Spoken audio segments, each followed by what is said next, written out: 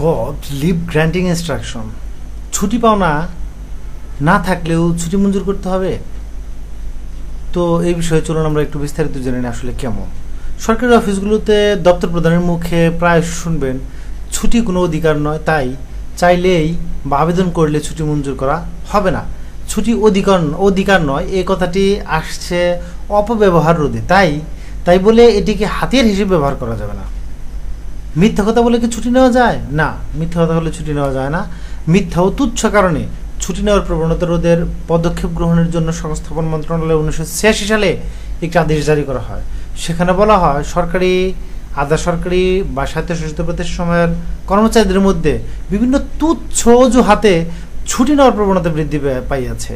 সাথে এও বলা হয়, তবে যদি কোনো কর্মচারীর ছুটি পাওনা থাকে সেই ক্ষেত্রে প্রকৃত অবস্থা যাচাই করিয়া তাহাকে ছুটি মঞ্জুর করা শ্রেয়। অর্থাৎ ছুটি জমা থাকলে মঞ্জুর করতে হবে।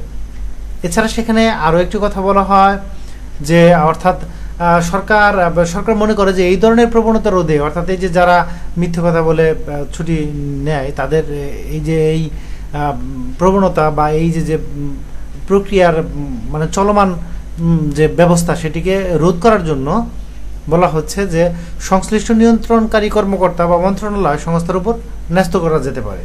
তবে যদি কোনো কর্মচারী ছুটি পাওনা থাকে সেক্ষেত্রে যাচাই করার জন্য আসলে নির্দেশনা দিচ্ছে যে আসলে যাচাই করতে হবে, যাচাই করে তাকে যেন ছুটি দেওয়া হয়। কারণ আমরা জানি সরকারি কর্মচারীর প্রায় 18 রকমের ছুটি রয়েছে। সেই সমস্ত ছুটির অধিকাংশ ছুটি আসলে কর্মচারীরা জানেও না যে তারা এইভাবে ছুটি পালন মানে ছুটি নিতে পারে বা ছুটিতে থাকতে পারে। তো বা সাধারণত তারা নৈমিত্তিক ছুটি এবং অর্জিত ছুটি, দুটি ছুটিকে চেনে। আরও বিভিন্ন ধরনের ছুটি রয়েছে, সে সমস্ত ছুটি সম্পর্কে তাদের আসলে জ্ঞাত থাকা জরুরি। আমরা পরবর্তী কোনো ভিডিওতে সেরকম ছুটি সম্পর্কে জানার চেষ্টা করব। তবে এরকম অর্থাৎ ছুটির বিধান সম্পর্কে যদি আপনার কোনো প্রশ্ন থাকে তাহলে ভিডিওর কমেন্ট সেকশনে করতে পারেন। ধন্যবাদ।